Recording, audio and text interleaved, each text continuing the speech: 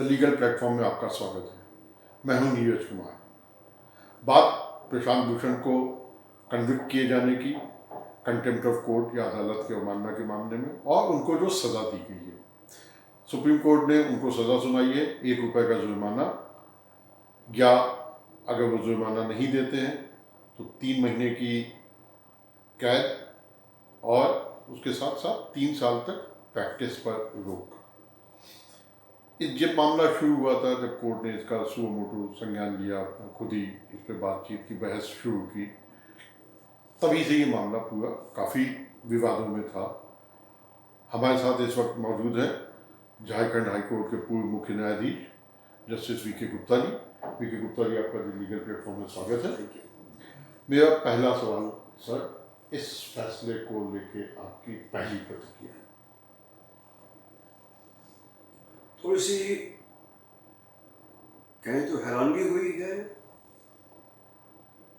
थोड़ा सा बिलीव नहीं हुआ है कि सेंटेंसिंग का जो प्रोसेस है इस नतीजे पर इसने पहुंचना था।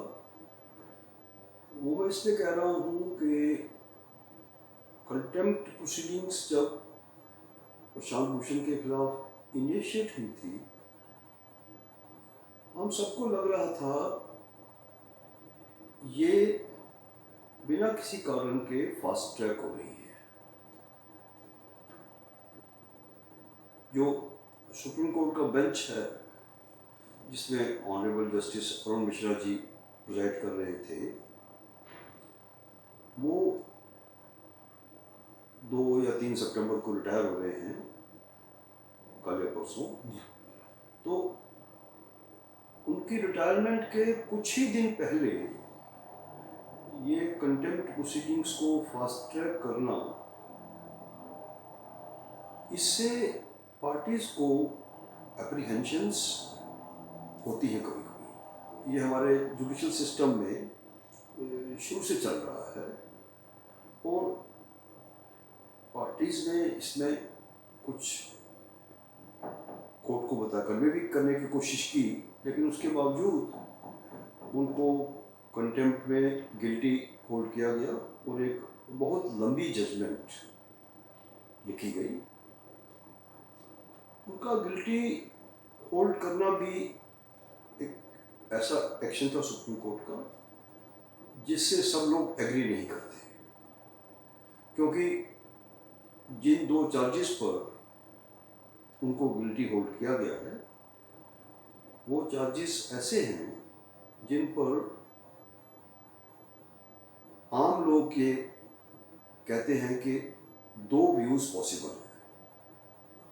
एक व्यू ये कहता है कि ये कंटेम्प्ट ऑफ कोर्ट नहीं बनती, और दूसरा व्यू कहता है कि बनती है। लेकिन 2 व्यूज इसमें पॉसिबल थे, वो पॉसिबल हैं। उसके बाद उनको बार बार ये कहना कि आप अपॉलॉजी दो, आप अपॉलॉजी दो। हमारे सिस्टम में नॉर्मली ये कोर्ट का काम नहीं होता कि वो कंडेमनर को गिल्टी होल्ड करने के बाद प्रॉम्प्ट करे कि आप अपॉलॉजी दो। अपॉलॉजी जो मैं समझता हूँ, जो मैं कंटेम्प्ट लॉ को जानता हूँ थोड़ा बहुत, जो कंटेम्प्ट केसेस मैंने थोड़ी बहुत डील किए हैं, कंडेमनर एक बार गिल्टी हो गया तो ये उसकी अपनी चॉइस है कि वो अपोलोजाइज करे या अपोलोजाइज नहीं करे। एक्चुअली कई बार होता है कि अपॉलॉजी एक्सेप्ट भी नहीं करती कोर्ट, हालांकि कंटेम्नर अनकंडीशनल अनक्वालिफाइड अपॉलॉजी भी कई बार टेंडर करता है। बहरहाल गिल्टी हो गए। उसके बाद जितनी स्ट्रॉन्ग लैंग्वेज जजमेंट में उनको कन्विक्ट करते यूज़ की गई है, उससे तो हम लोग समझते थे कि इनको सीवियर पनिशमेंट मिलेगी। और अगर मैं ये कह सकता हूँ कि हमारे जो कंट्री के अटॉर्नी जनरल हैं, शायद वो भी ये सोचते थे कि इनको सीवियर पनिशमेंट मिलेगी, इसलिए अटॉर्नी जनरल ने भी कोर्ट को प्लीड किया कि आप इनको ऐसे छोड़ दीजिएगा, वार्निंग देके वगैरह वगैरह। इस बैकड्रॉप में 1 रुपया जुर्माना करना, मैं ये कह सकता हूँ कि प्लेजेंट सरप्राइज था। और मैंने जो सेंटेंसिंग की जजमेंट पढ़ी है उसमें भी काफ़ी स्ट्रॉन्ग लैंग्वेज यूज़ की गई है। तो मैं अभी तक समझ नहीं पाया कि कोर्ट क्या मैसेज कन्वे करना चाहती है 1 रुपया का टोकन फाइन करके। बाद में कुछ लोग कह रहे हैं कि शायद कोर्ट इस इशू को प्रेसिपिटेट नहीं करना चाहती थी, क्योंकि जब से प्रशांत भूषण की कन्विक्शन हुई है तब से public opinion strongly print media में खासतौर पर जो स्टांस लिया है लीडर्स ऑफ द बार, जूरिस्ट्स ने और इंटेलेक्चुअल क्लास से जो बिलोंग करते हैं उन्होंने जो स्टांस लिया है उसने कन्विक्शन को अप्रूव नहीं किया। तो शायद कोर्ट ने एक मिडिल पाथ निकाला हो, शायद कोर्ट प्रेसिपिटेशन को अवॉइड करना चाह रही हो, क्योंकि इस बैकग्राउंड में उनको अगर जेल भेजते तो शायद कोर्ट ने समझा होगा कि उस इशू को अवॉइड किया जाए। अच्छा, इसमें एक चीज़ आती है कि सेंटेंसिंग में ऑप्शंस दिए गए हैं। अगर 1 रुपया जुर्माना न दिया जाए तो 3 महीने की कैद और 3 साल तक प्रैक्टिस पर हो। एक जो नॉर्मल उसमें आता है कि जो सेंटेंसिंग के ऑप्शंस होते हैं वो उनका इक्विलिब्रियम होता है चीज़ की, मतलब दोनों बैलेंस होने चाहिए। तो चलिए वो ठीक है, क्योंकि नियम है कि आप 2,000 रुपये तक का जुर्माना लगा सकते हैं और 6 महीने तक की सिंपल कैद दे सकते हैं, तो उसके बीच में कहीं भी कोर्ट वो कोई दिक्कत नहीं है। लेकिन जो 3 महीने 3 साल का प्रैक्टिस में बैन का जो वो है विकल्प है, वो क्या मतलब बहुत सख्त है या वो नहीं होना चाहिए था तो ज़्यादा बेहतर होता? इस चीज़ को आप कैसे, क्योंकि उसमें प्रैक्टिस पे जो कानून है, कानून में प्रैक्टिस रोकने पे कहीं कोई ऐसा कानून में तो कोई ऐसा प्रावधान नहीं कि वकील ऐसा करेगा। दूसरा, सुप्रीम कोर्ट का एक 1998 का bar council of India versus supreme court union of India में जजमेंट भी जिसमें सुप्रीम कोर्ट का था कि प्रैक्टिस पे रोक नहीं लगाई जा सकती है। उसको देखते हुए आप क्या कहेंगे? आपने बड़ा वैलिड पॉइंट उठाया कि विकल्प जो होते हैं, हमारे जो सीआरपीसी है उसमें भी विकल्प का प्रावधान है। हम कहते हैं विकल्प जो है वो सीआरपीसी में होता है जुर्माना जी। जुर्माने का विकल्प कमेंसुरेट होना चाहिए जुर्माने के साथ। 1 रुपया, हम लोग तो कल से ये बहस मजाक कर रहे हैं कि वो 1 रुपया टेंडर कैसे करेगा, क्योंकि आमतौर कहते हैं 1 रुपया की जो करेंसी है वो सर्कुलेशन में नहीं है। शायद 1 रुपये के नोट भी नहीं छपते। मैं तो देखा 1 रुपये का नोट कभी कई सालों से, सिक्का भी नहीं देखा मैंने। तो वो 1 रुपया कैसे टेंडर करेंगे? अगर मैं सुप्रीम कोर्ट की अटमोस्ट रिस्पेक्ट करते हुए कहूँ कि ये टोकनिज्म जो है ये एक किस्म का मजाक था। आज के परिप्रेक्ष्य में और कंटेम्नर प्रशांत भूषण है, 1 लाख रुपया फाइन भी मैं टोकन अमाउंट मानता हूँ, 10 लाख रुपया फाइन भी मैं टोकन अमाउंट मानता हूँ, क्योंकि जितनी स्ट्रॉन्ग लैंग्वेज प्रशांत भूषण को कन्विक्ट करते हुए सुप्रीम कोर्ट ने यूज़ की है, उसमें उसको 1 दिन की इम्प्रिजनमेंट 10 लाख रुपए के बराबर हो सकती है। एक बात तो पक्की है कि वो कन्विक्ट हो गया है जी। कन्विक्शन का जो स्टिग्मा है वो लग गया उसको। उसके बाद ऐसे आदमी को, ऐसे पर्सन को जो बहुत मशहूर है, एक्टिविस्ट है, बहुत बिजी लॉयर है सुप्रीम कोर्ट के, वो उनको किसी जेल में एक दिन के लिए भी डालना अगर हो तो वो 10 लाख रुपए से भी कम है। तो ये तो 1 रुपया तो एक किस्म का मजाक था। टोकन अमाउंट 10,000 रुपया, 1 लाख रुपया भी टोकन अमाउंट था। अब मैं आपसे पूरा एग्री करता हूँ कि 1 रुपये के मजाक के मुकाबले में 3 महीने की इम्प्रिजनमेंट, इट इज एब्सोल्युटली डिस्प्रपोर्शनल। और 3 महीने के प्रेजेंट के साथ साथ 3 साल तक टैक्सेस सुनिए ना, जी, 3 महीने की मैं उसी पर आ जी, रहा था। जी, 3 महीने की imprisonment is very very disproportionate. जी, एक बात। दूसरी बात, जहाँ तक प्रैक्टिस का बात है, मेरा एक विचार तो है कि आर्टिकल 142 के तहत और सुप्रीम कोर्ट जो अपनी कॉन्स्टिट्यूशनल पावर कंटेम्प्ट की यूज़ करती है, एक पावर होती है कंटेम्प्ट ऑफ कोर्ट एक्ट, जी, एक होती है कॉन्स्टिट्यूशनल जी, पावर। उसमें कोई लिमिटेशंस नहीं है। जी, आर्टिकल 142 और सुप्रीम कोर्ट की जो कॉन्स्टिट्यूशनल पावर है उसमें लिमिटेशंस चूँकि नहीं होती, इसलिए वो किसी एडवोकेट को प्रैक्टिस से बात कर सकती है। जी, बेसिकली प्रैक्टिस से बात करना एक पनिशमेंट है जो जा सकती है, क्योंकि एक एडवोकेट अगर कंसिस्टेंटली रेगुलरली कंटेम्पचुअस बिहेवियर में इंडल्ज करता है तो सुप्रीम कोर्ट के लिए या हाई कोर्ट के लिए उसको बार करना, उससे बेटर कोई पनिशमेंट होती नहीं है। और जैसे हमारे होता है कि होते हैं सीनियर एडवोकेट्स, सीनियर एडवोकेट्स को डी डेजिग्नेट करना, उनकी सीनियर की पोजीशन को उनसे वापस ले लेना, ये भी एक पनिशमेंट होती है। और ये दी गई है, हुआ भी है। आके आनंद के साथ मैं नेम किसी का नाम नहीं लेना जी, चाहता, जी, जी। तो इसलिए पनिशमेंट की जुरिस्डिक्शन तो है कोर्ट को, लेकिन 1 रुपये के फाइन के मुकाबले में 3 साल की प्रैक्टिस बैन करनी, 3 साल की प्रैक्टिस बैन करने का मतलब है 30 करोड़ रुपया का उसका फाइनेंशियल नुकसान है। जी, 1 रुपया और 30 करोड़, जी, ठीक है ना। तो ये मैं आपसे भी करता हूँ। जी।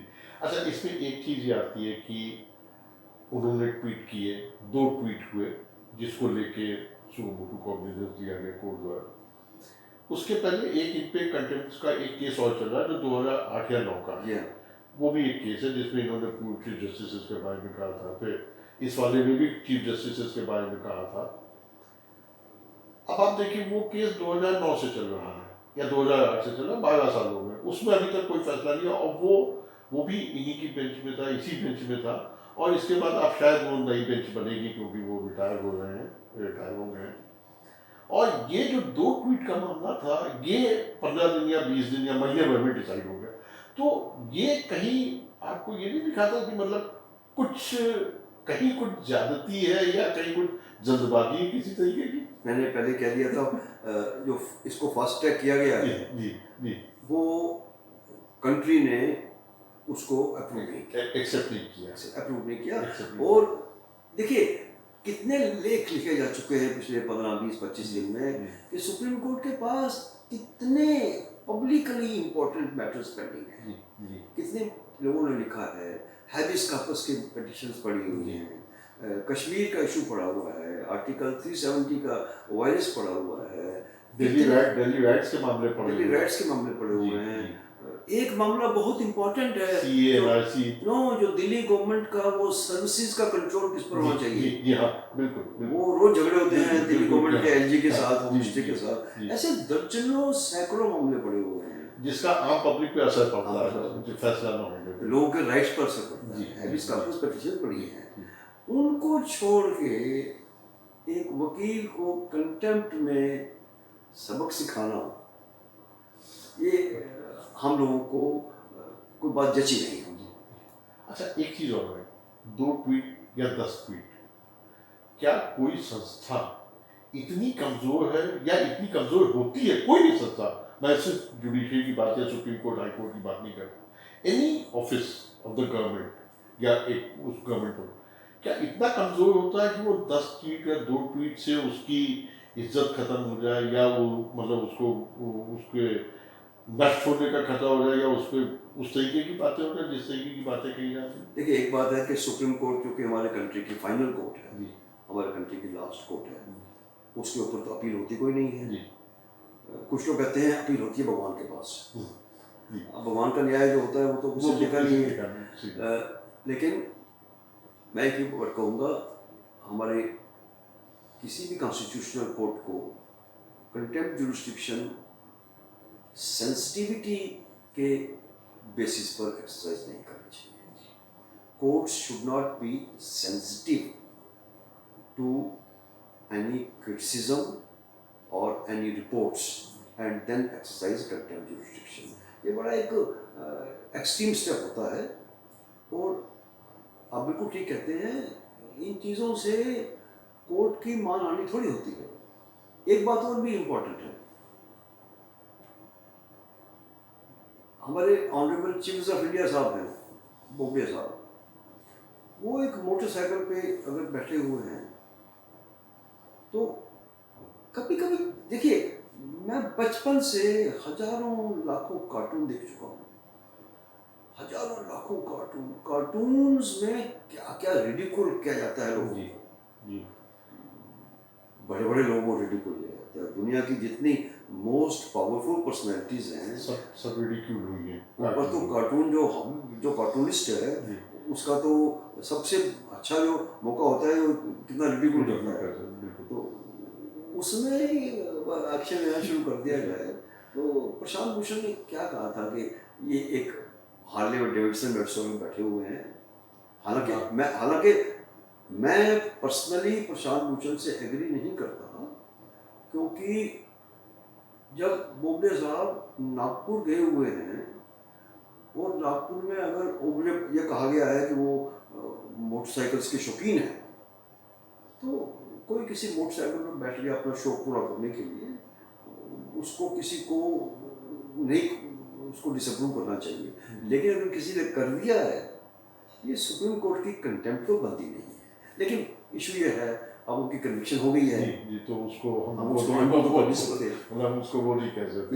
लेकिन जो स्टूडेंट्स ऑफ लॉ हैं, वो अगले कई साल तक इस पर लिखते रहेंगे कि क्या ये कंटेम्प्ट जस्टिफाइड थी या नहीं। अच्छा, इसी के साथ जो सवाल पूछा मैंने, उसी के साथ एक जुड़ा हुआ छोटा सा सवाल और भी है कि अगर हम किसी एक इंडिविजुअल की बुराई करते हैं, बुराई नहीं करना चाहिए, अगर उसकी आलोचना करते हैं या उस पर सवाल उठाते हैं, तो क्या उस जिस संस्था से वो जुड़ा उस संस्था की भी आलोचना माना जाएगा?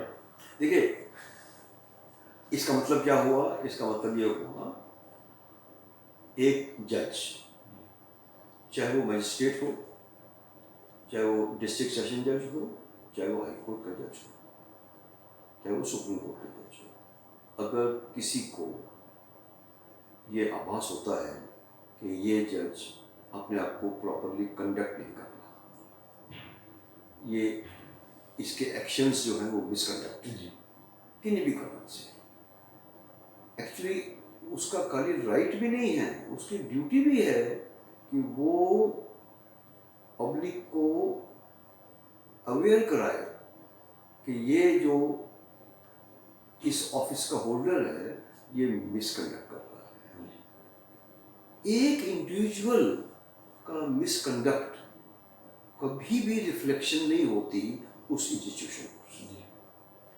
इसलिए जो आदमी किसी इंडिविजुअल के मिसकंडक्ट पर कमेंट करता है, या उसके मिसकंडक्ट को रिपोर्ट करता है, या उसके आगे मिसकंडक्ट को फिर इंक्वायर किया जाता है, एक मैकेनिज्म है इंक्वायर करने का, तो वो रिफ्लेक्शन इंस्टीट्यूशन पर कभी नहीं होनी चाहिए भी नहीं। मतलब उसको उस तरीके से लेना भी नहीं चाहिए। अच्छा, एक चीज़ और आती है कि परसेप्शन, कंटेम्प्ट जो है वो बड़ा सब्जेक्टिव मैटर है। मतलब हो सकता है जो आप मुझे कहें मुझे कंटेम्प्चुअस न लगे, लेकिन अगर मैं आपको कुछ कहूँ तो हो सकता है आपको कंटेम्प्चुअस, या वाइस वर्सा, जैसे भी हो सकता है। तो क्या ये जो चीज़ है, इसमें जजेस, आपने वैसे पहले कहा कि जजेस को सेंसिटिव होना चाहिए इन सब चीज़ों को लेके, लेकिन सेंसिटिव नहीं होना चाहिए, मतलब सेंसिटिव इन द सेंस कि मतलब इन चीज़ों को समझना चाहिए। सेंसिटिव से मेरा मतलब ये, मतलब बहुत उनको ज़्यादा उनको अकोमोडेटिव होना चाहिए। अकोमोडेट, हाँ सॉरी मैं वर्ड गलत, अकोमोडेट होना चाहिए। और इसके लिए क्या दिल बड़ा रखना चाहिए, जिसे कहते हैं? दिल बहुत बड़ा रखना चाहिए, और last resort contempt should be the last resort. Actually actually हम लोगों की ये ग्रीवेंसेस हैं कि जो हमारी कंट्री की जो कोर्ट्स हैं, सिविल कंटेम्प्ट में जब उनकी अपनी जजमेंट्स को गवर्नमेंट ऑफिसर्स इम्प्लीमेंट नहीं करते, जी वहाँ तो बहुत लैटिट्यूड देते हैं वो जी गवर्नमेंट ऑफिसर्स को। जी सिविल, जब एक सुप्रीम कोर्ट या किसी भी कोर्ट की एक जजमेंट या ऑर्डर जब वो फाइनलिटी एज्यूम कर लेता है, जी उसके बावजूद गवर्नमेंट एजेंसीज उसको इम्प्लीमेंट नहीं करती, जिस लिटिगेंट ने वो जजमेंट ऑब्टेन की है वो फिर कंटेम्प्ट में जाता है। आप यकीन मानिए, कई बार ये कंटेम्प्ट 5-5 साल पेंडिंग रहती है, जी कई बार 10 साल पेंडिंग रहती है। जी उन पर सुप्रीम कोर्ट को ज़्यादा स्ट्रिक्ट होना चाहिए, या हाई कोर्ट्स को भी। उनको तो वो लैटिट्यूड देते हैं, अच्छा ठीक है अगले महीने देखेंगे, अगले साल देखेंगे, लेकिन ये कर्नल कंटेम्प्ट में सेंसिटिविटी नहीं दिखानी चाहिए। अच्छा, एक चीज़ और आती है कि अगर ये तो प्रशांत भूषण का मामला था, 1 रुपया जुर्माना हुआ और सजा कम छोड़ देते, बाकी पोर्शन कम छोड़ देते, क्योंकि वो तो 6 महीने के पीरियड में जितनी भी सजा दी जाए, या 2,000 रुपये। अगर यही कोई आम आदमी का मामला होता तो क्या बराबर होता है? अब प्रेसिडेंट बन गया है ना, अब प्रेसिडेंट बन गया है, आम आदमी भी कहेगा ना जी। कि मुझे भी 1 रुपया जुर्माना दे दीजिए, मैं दे दे ये लीजिए 1 रुपये। अच्छा, अब एक सवाल और आता है, फ्रीडम ऑफ स्पीच, जिसको लेके बहुत बहस होती है, freedom of speech and contempt of court. इसको कैसे मतलब कैसे इसका बैलेंस कैसे होना देखिए, चाहिए? ये कभी भी लाइंस ड्रा नहीं हो सकती। फ्रीडम ऑफ स्पीच या जो भी फंडामेंटल राइट हमारे कॉन्स्टिट्यूशन के पार्ट 3 में हैं, उन पर रीजनल रिस्ट्रिक्शंस तो हमेशा लगती हैं, जी लग सकती हैं। तो फ्रीडम ऑफ स्पीच पर 2 रिस्ट्रिक्शन तो हमेशा रही है और रहती हैं और रहनी चाहिए, डेफेमेशन का हथियार और कंटेम्प्ट। मेरे में ये फ्रीडम ऑफ स्पीच नहीं है कि मैं आपके खिलाफ ऐसी बात बोलूं जिससे आपकी बेइज्जती हो। अगर आपकी बेइज्जती होती है तो आप मेरे खिलाफ डेफेमेशन का एक्शन ले सकते हैं, तो क्रिमिनल भी सिविल भी। इस तरह से अगर फ्रीडम ऑफ स्पीच का मुझे पास ये लाइसेंस नहीं है कि मैं कंटेम्प्ट करूँ या मैं कुछ भी बोल सकूं, कुछ बोल सकूँ, तो मुझे वो जो है रिस्ट्रेंट को करना पड़ेगा। अच्छा, अब मेरा आखिरी सवाल, ये मामला उसमें एक ही एक्सेप्शन है फ्रीडम ऑफ स्पीच जी में, बताइए। जो लेजिस्लेचर्स हैं हमारे कंट्री में, उनके हाउस के अंदर जो भी प्रोसीडिंग है, वो लेजिस्लेचर की अपनी प्रिविलेज है, जी उसमें जो कहा गया है वो कंटेम्प्ट वो का पार्ट वो एक्शनेबल नहीं जी होता, एक्शन नहीं होगा। अच्छा, अब except in that house. Except that, जी जी। अच्छा, अब जो आखिरी सवाल में मैं पूछ रहा था कि ये एक फैसला आ गया, क्या ये नज़ीर बन गया, या एक मतलब इंडियन जुडिशरी में कुछ उस टाइप के केसेस की लिस्ट में आ जाएगा, जैसे केशवानंद भारती केस हो गया, या ईडीएम जबलपुर वर्सेस, मतलब उस या 2 लाख पर क्या कुछ लॉ ले डाउन नहीं किया, कुछ भी जी कोई लॉ ले डाउन नहीं किया। इस जजमेंट ने एक केस के फैक्ट्स पर गिल्टी होल्ड किया है और सेंटेंसिंग की है। इसने कोई कानून की किताबों में ये उन सेलिब्रेटेड जजमेंट्स पे नहीं आएगा जी। हालांकि इनफैक्ट कंट्री ये होगा कि हमारी कोर्ट्स की कुछ जजमेंट्स ऐसी हैं जो पूरी दुनिया में लोग क्वेश्चंस करते हैं कि ये जजमेंट कैसे होगी। एक हमारी जजमेंट है हमारे सुप्रीम कोर्ट की, सुब्रतो राय जी को 2 साल या 1.5 साल जेल में रखा। जी जी जी पूरी दुनिया में लोग पूछते हैं कि कौन से जुर्म में उसको जेल में रखा। जी जी उसको आज तक कंटेम्प्ट की सजा नहीं हुई है, जी आईपीसी की किसी सेक्शन में वो कैद नहीं हुआ, उसके खिलाफ कोई एफआईआर नहीं हुई, सेबी ने कुछ कह दिया तो उसको सुप्रीम कोर्ट ने जेल रख दिया और उसको जेल में रख के उसे पैसे निकलवाते रहे। ये तो मतलब ये उस तरीके की नज़ीर बनेगी कि कैसा फैसला नहीं होना चाहिए। स्टूडेंट मतलब सुप्रीम कोर्ट की पूरी इज्जत कहते हैं, जो लॉ स्टूडेंट्स हैं ना, जो law students rule of law believe करते हैं, जी वो ऐसे फैसलों को अप्रूव नहीं करते। लेकिन जो जजेस होते हैं अपनी विजडम में उनको लगता है कि ऐसा करने से हम न्याय को एडवांस कर रहे हैं। जस्टिस गुप्ता, आपका बहुत बहुत शुक्रिया द लीगल प्लेटफॉर्म से बात करने के लिए। तो ये थे justice VK. Gupta, Jharkhand high court के पूर्व मुख्य न्यायाधीश, जिनका मानना है कि जो सुप्रीम कोर्ट ने सज़ा दी है उसमें कहीं ना कहीं सवाल जो उठ रहे हैं वो काफ़ी कुछ हद तक सही सवाल है, और ये नज़ीर बनेगा लेकिन उस सेलिब्रेटेड केसेस की लिस्ट में नहीं होगा। लेकिन हाँ, फिर भी इस पे बहस चलती रहेगी और इस पे कई सारी चीज़ें आगे भी सामने आएंगी। हम जल्दी एक नई शख्सियत के साथ एक नए मुद्दे पर आपके सामने फिर हाजिर होंगे। तब तक के लिए नमस्कार।